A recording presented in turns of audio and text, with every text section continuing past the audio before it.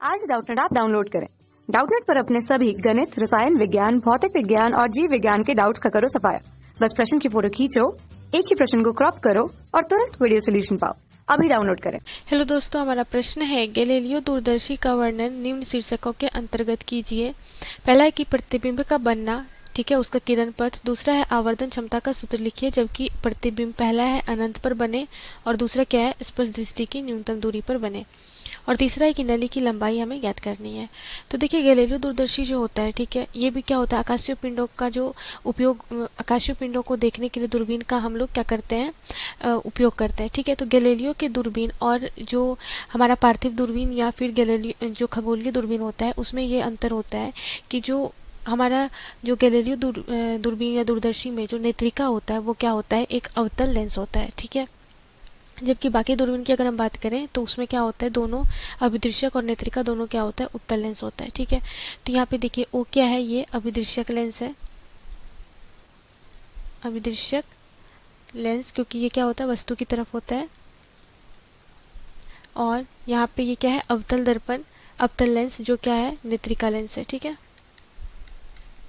नेत्रिका लेंस ये नेत्र के पास लगा होता है, ठीक है।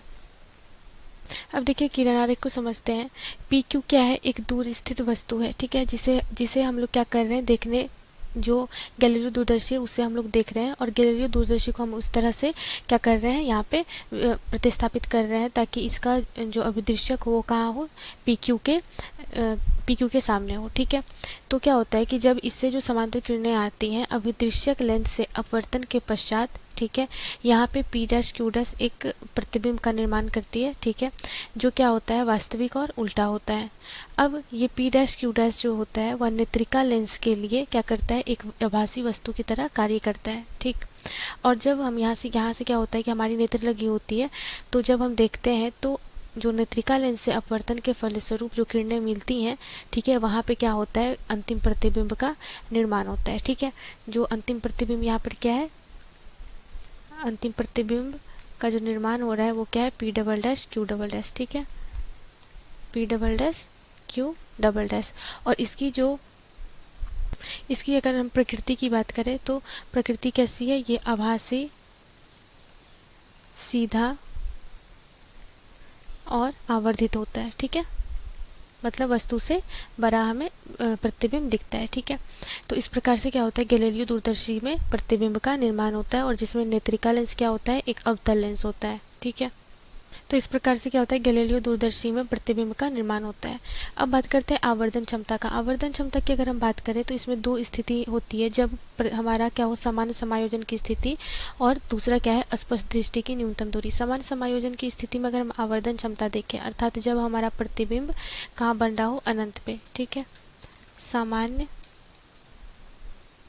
समायोजन, ठीक है। सामान्य समायोजन बोलने का अर्थ होता है कि यहाँ पे जो हमारा नेत्र होता है वो क्या होता है श्रांत अवस्था में होता है, नेत्र पे कोई तनाव नहीं होता है।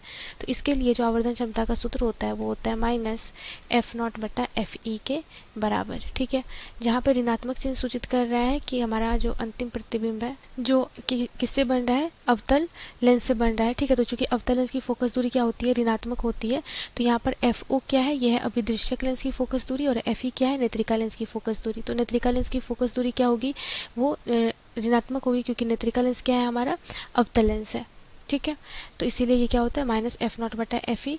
अब हम ये होती है आवर्धन क्षमता कब, जब सामान्य समायोजन की स्थिति हो। दूसरी स्थिति कब होगी, जब प्रतिबिंब हमारा क्या हो स्पष्ट दृष्टि की न्यूनतम दूरी पे बने अर्थात 25 सेंटीमीटर पे बने, ठीक है। तो इसके लिए आवर्धन क्षमता का जो सूत्र होता है वो होता है m बराबर माइनस एफ नॉट बटा F E 1 plus F E बटा डी, ठीक है। जहाँ पे डी क्या है स्पष्ट दृष्टि की न्यूनतम दूरी और एफ नॉट एफ ई, जैसा कि हमने ऊपर बताया एफ नॉट क्या है अभिदृश्यक लेंस की फोकस दूरी और एफ ई क्या है नेत्रिका लेंस की फोकस दूरी। नेत्रिका लेंस चूंकि अवतल लेंस है इसीलिए इसके लिए हम ऋणात्मक फोकस दूरी लेते हैं, तो इसे ये चिन्ह क्या होता है उसकी फोकस दूरी के चिन्ह को सूचित करता है, ठीक है।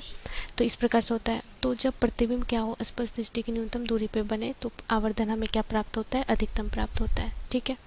अब तीसरे में पूछा जा रहा है नली की लंबाई। नली की लंबाई का क्या अर्थ है कि जो हमारा उत्तल लेंस है, ठीक है, और जो अवतल लेंस है अर्थात जो हमारा अभिदृश्यक और नेत्रिका लेंस है, ठीक है, इन दोनों के बीच की जो दूरी होती है वही क्या होती है, इन दोनों के बीच की दूरी वही नली की लंबाई होती है। ठीक है, तो नली की लंबाई समान समायोजन की स्थिति में अगर हम देखें तो नली की जो लंबाई होती है L बराबर ये होता है F0 प्लस FE के बराबर। ठीक है, जहाँ पे क्या है, अगर हम सिर्फ मैग्नीट्यूड ले रहे हैं, ठीक है, F0 प्लस FE के बराबर होता है, जहाँ पर FO क्या है, अभिदृश्य की फोकस दूरी, और FE क्या है, नेत्रिका लेंस की फोकस दूरी। समान समायोजन में जो प्रतिबिंब बन रहा होता है वो क्या होता है, फोकस तल पे ही बनता है, अभिदृश्य के फोकस तल पे ही बनता है। ठीक है, तो इसलिए नली की लंबाई ये हमें प्राप्त होता है। धन्यवाद। कक्षा 6वीं से 12वीं से लेकर नीट, IIT, JEE वो एडवांस के लेवल तक 1 करोड़ से ज्यादा छात्रों का भरोसा।